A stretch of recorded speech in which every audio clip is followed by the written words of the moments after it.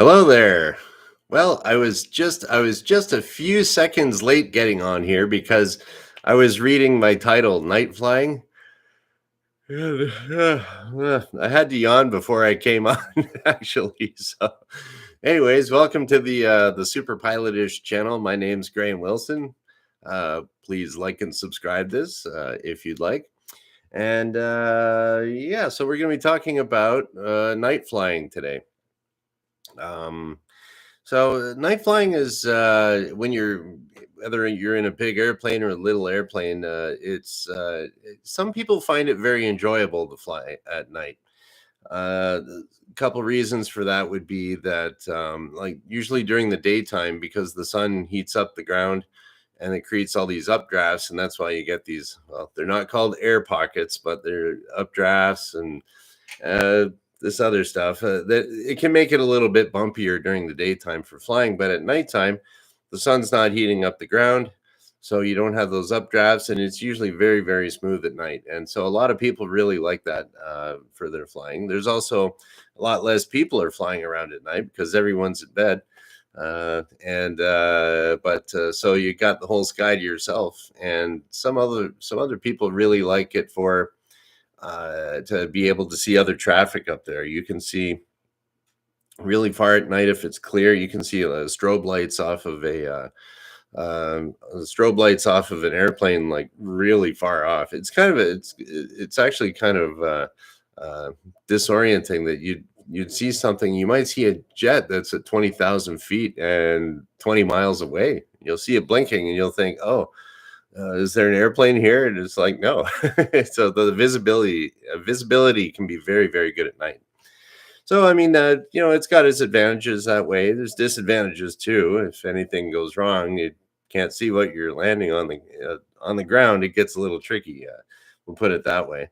Now, me, I've done my fair share of night flying. I'm really more of a nice sunny day flying around kind of pilot. I prefer that a little bit more. I'm not a night owl, but in night owls, people that like to stay up late, that'd be great for them to learn how to fly at night. But me, I just early to bed, early to rise. That's kind of the way I do it. So, but I have done some night flying and taught some night lessons and taught people how to fly at night. So I guess I'll start off today with just a few things that a little briefing, if you will, what to look out for if you're flying at night.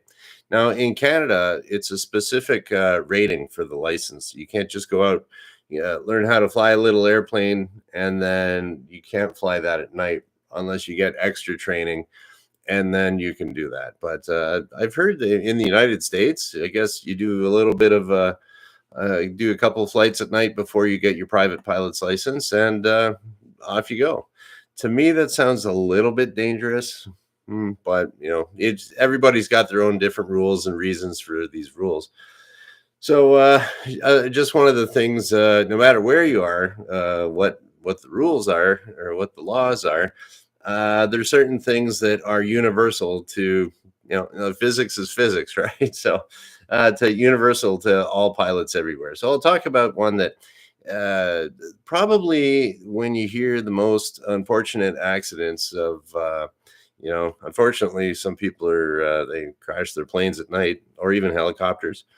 There's this thing that's called a black hole effect, and it's something that no matter how experienced you are as a pilot, you have to be aware of that all the time. You can't be like, oh, I got 10,000 hours.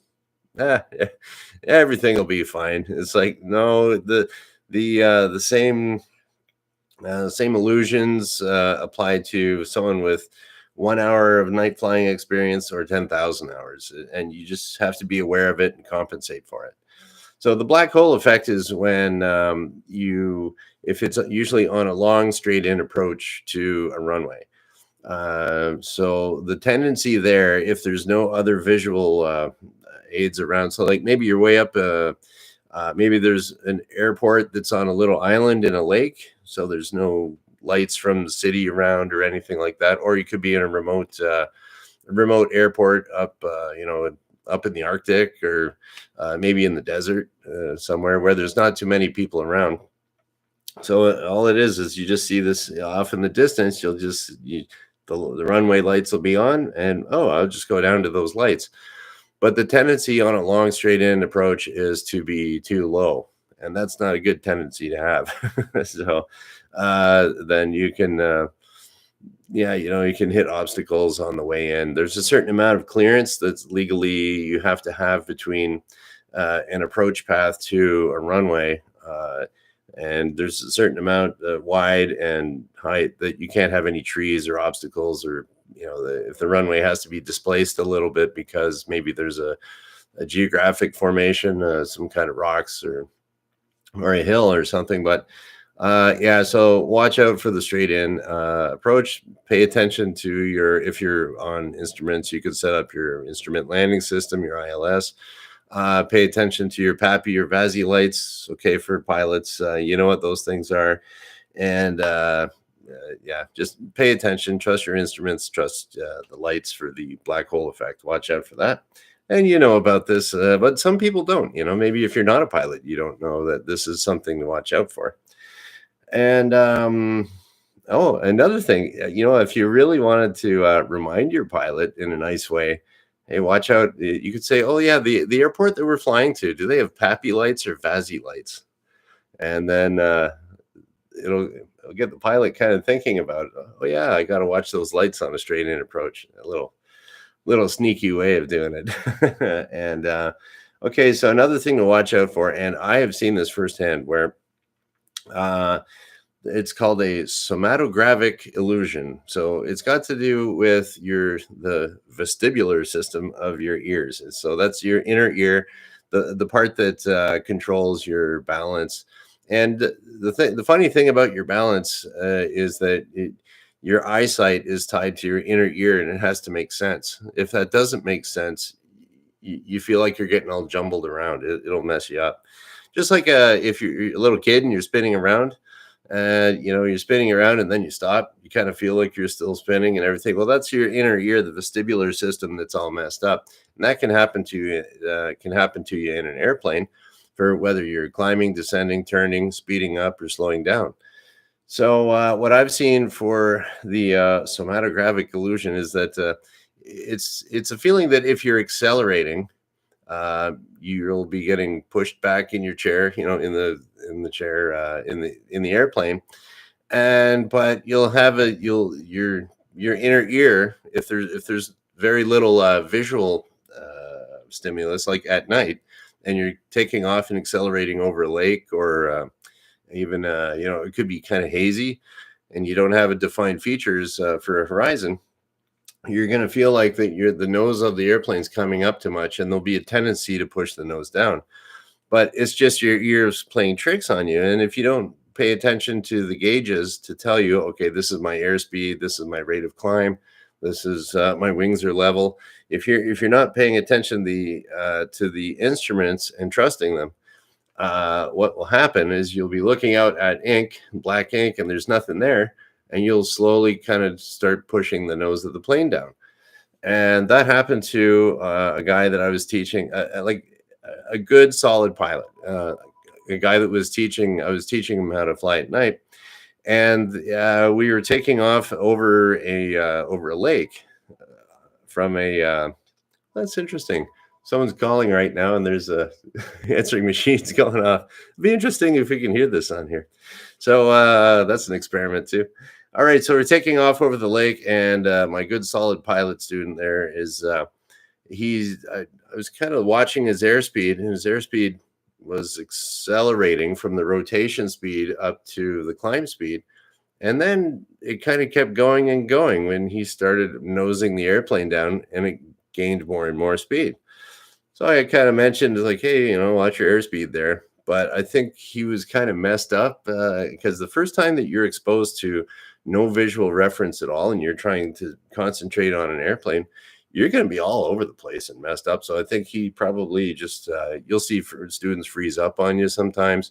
They'll be concentrated. They'll tune you right out, and they won't hear anything you're saying. They might be going, and they don't remember a thing you said if they're concentrating a lot. So, yeah, I started pushing the nose down. I'm like, well, we were, a couple hundred feet up in the air at this point, I guess, and he started descending just a little bit. And at that point, there was a road that goes on the by the edge of the island, and there's just happened to be a car driving down there. So he's thinking in his head, I'm climbing up, I'm climbing up, I'm climbing up, but he's actually nosing it over. Then he sees a car drive in front of him. So if you think you're climbing up, hey, I'm going up in the sky. What's there a car? Why is there a car going through the sky? Right now, we got totally messed up. Right, so I had to take control there, and yeah, it was kind of funny. It was a good laugh. But it's totally true. And now I got that story to tell that it's a real thing, and you can get really messed up if your inner ear isn't paying it. If your inner ear doesn't match with what you're actually seeing with your eyes. Okay, and then so those are probably the two biggest, most important. I mean, there's lots of other things to consider at night, but those are probably the two most, we'll say, like life saving, or most important things to watch out for. Okay, then it's emergency story time. So another thing to watch out for at night, that you're because you're reliant on a few other extra little things to help you get to your airport safely. Most notably, runway lights. You don't need those during the daytime.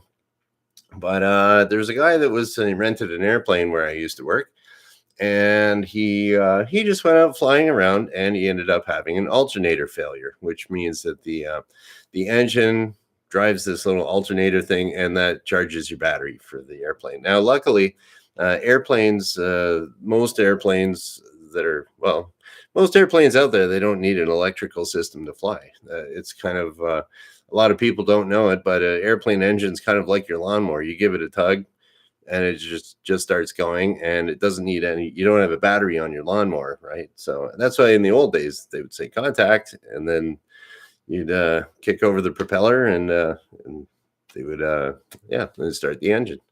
And then, incidentally, about that, they used to, when they were training people in Windsor during World War II to fly out of Windsor, the local neighborhood kids would go over there, and I forget what they paid them.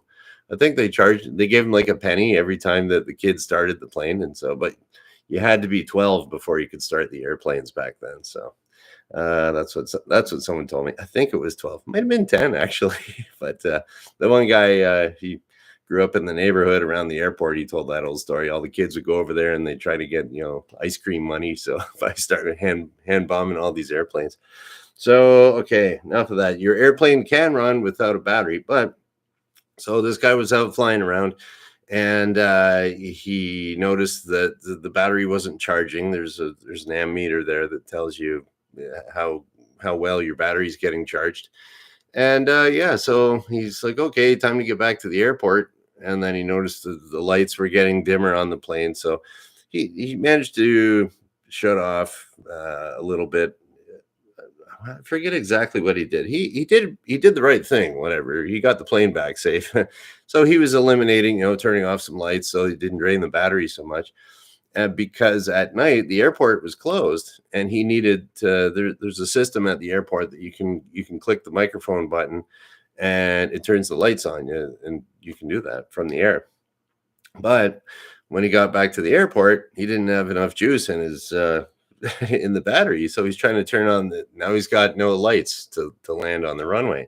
But smart guy and prepared guy that he was, he had a handheld radio with him. And some pilots like to carry a backup radio. And with today's cell phones, that a lot of times you can just, if you have a radio failure, you can get on your cell phone and just call the control tower, and the control tower will say, "Yeah, come on in and land." But in the old days, everybody would have a backup radio, and so most people don't really think about that. If I have a radio failure, I could just talk to the control tower. Well, the control tower is closed here, and your cell phone's not going to turn on the lights. So he got his remote, or his handheld radio out, and click click click, lights came on. He came in, landed, everything was great. Except now he didn't have a taxi light, so he said it was really dark to taxi back. So he had a flashlight, and instead of, you see the airplanes going right down the middle of the runway, or middle of the taxiway, with the nose wheel right on the yellow line. Well, he could see out the front, so he kind of opened up the window and he shined his little flashlight, and so he could see the yellow line just right down the door, outside the window. Not ideal, but hey, what are you gonna do? So he got it back, and there was no one else at the airport, so he isn't going to hit anyone. But now, if that happened at some airport where you're not familiar with it, maybe the taxiway markings aren't the greatest, what would you do in that case? So I asked somebody once that, and he used to be a charter pilot, and they would go to all these different airports. And he said that what they would do, he used to fly a Cessna Caravan, and if they got to some place, maybe it's a little gravel strip and there's like nothing there, they would be okay. Well, one guy they'd shut down, and then the co-pilot would get out with a flashlight and walk ahead and just check for potholes, and they would follow him along. Now, you can do that if it's a closed airport or an uncontrolled airport. Don't be shy about, like, if you can't see where you're taxiing, shut it, stop just right there, because you don't know if you're going to be going through, hitting a manhole cover, going through some grass. You don't know where you're going. You got to be able to see where you're going.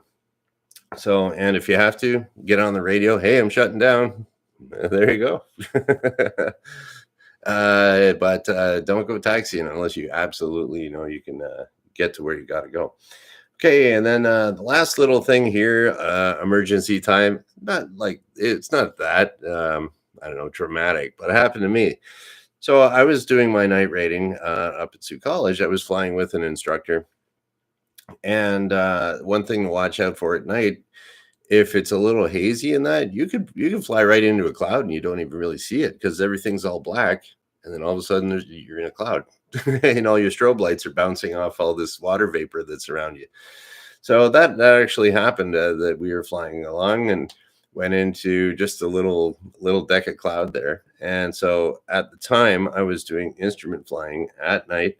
So they put the little blinders on you so you can only look at the instruments.